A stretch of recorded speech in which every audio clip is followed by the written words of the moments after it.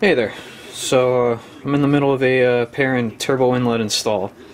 I'm having quite a bit of difficulty with it. I'm having the infamous hard steering line issue with this thing. I've read about it. I've read the posts that Perrin made about it, the technical articles and stuff, and pretty much their response to this issue is to trim the hose in order to get quote-unquote perfect fitment. So I'm just looking to see how people have gotten around this issue, because trimming the hose does not really seem like it's going to be something that's going to help my situation here. So got the thing installed. It's, other than this steering line, it's seating itself perfectly. I've got it looking real nice up against that, let me turn the light on for you. There. Real nice up against that turbo inlet over there. Looking real nice up against the MAF hose over here. It's this power steering line. Now, I'll give you a little bit of a vertical view over here to show you how bad this is.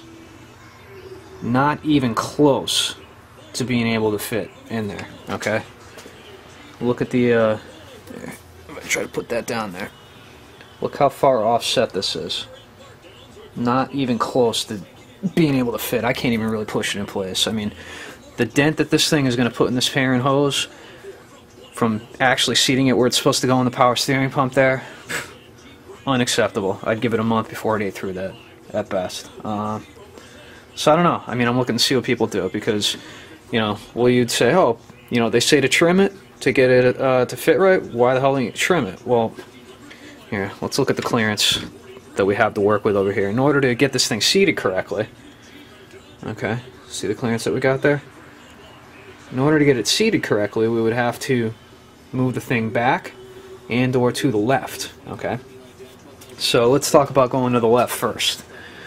If you look over here, try to zoom in on this for you. The camera's going to have a hard time with it, but I have no more room to go to the left.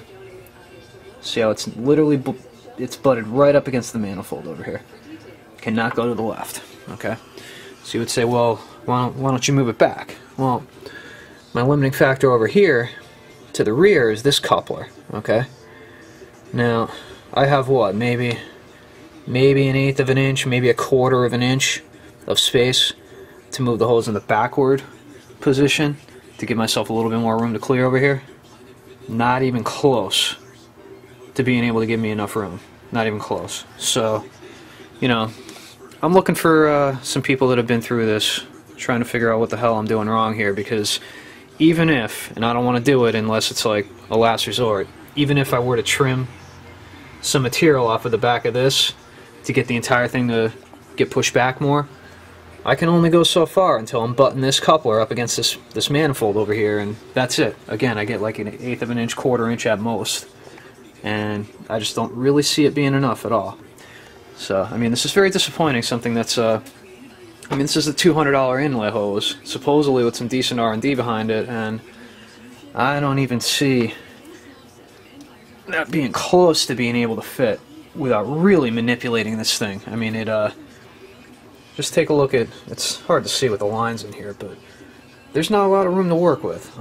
I could see if it was buttoned up against here a little bit, I could understand that. I'd put some duct tape in there and be done with it, but you know, I don't want a $200 inlet hose to be completely useless to me a couple months down the road from this thing rubbing up against it. So, I don't know, I'm all ears to any suggestions people may have. Thanks for watching, and I'll look forward to you trying to help me figure this out.